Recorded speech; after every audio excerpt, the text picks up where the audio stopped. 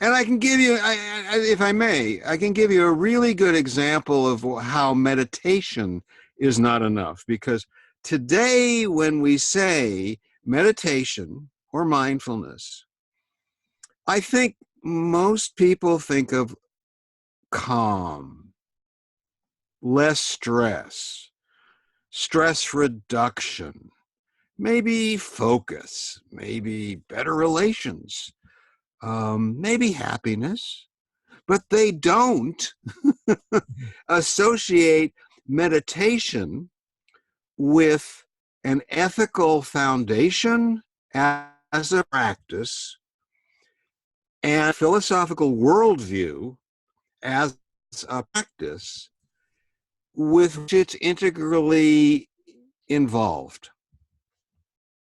So pause, breathe, smile is pausing as intentional relational ethics, breathing as meditation, smile as the catchword for a philosophical worldview that might see the unimpeded interpenetration of all things or deep insight into the nature of self.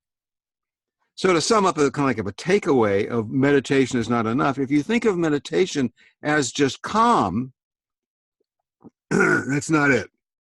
It's good, Yeah.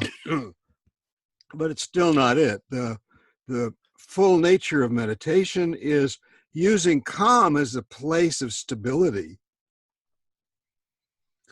to then be available to do the insight work into the nature of self and reality.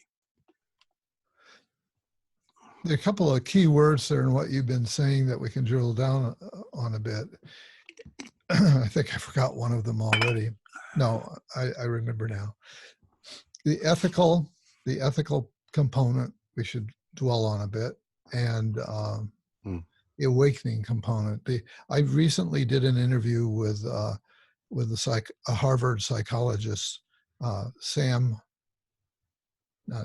Dan Brown, who is also has deeply studied Tibetan Buddhism and is a practitioner of that. And after the interview, we started talking about that a little bit.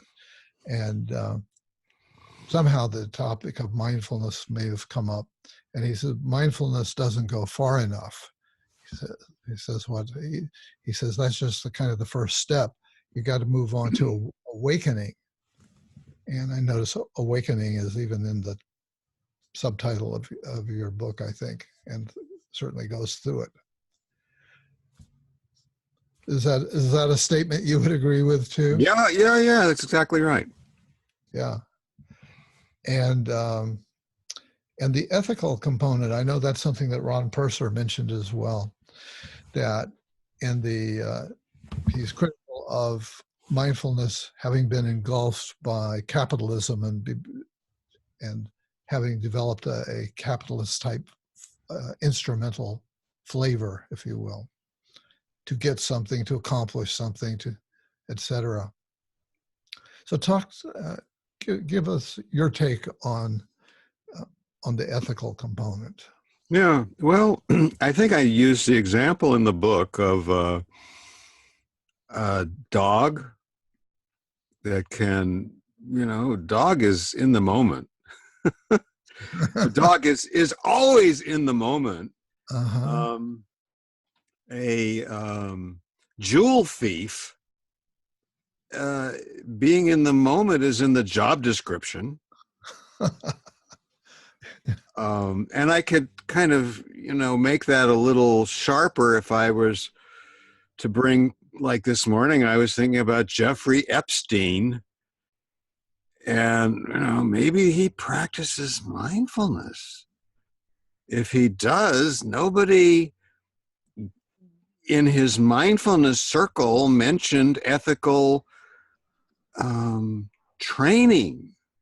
So to put it kind of positively, our thinking and our words and actions, they create our world. Everything we do has a response. How we see the world is a reflection of our self, and to have a relational training our minds and hearts so that our relationships with ourselves and others and society is based on conscious intention rather than, oh, I'm just meditating here.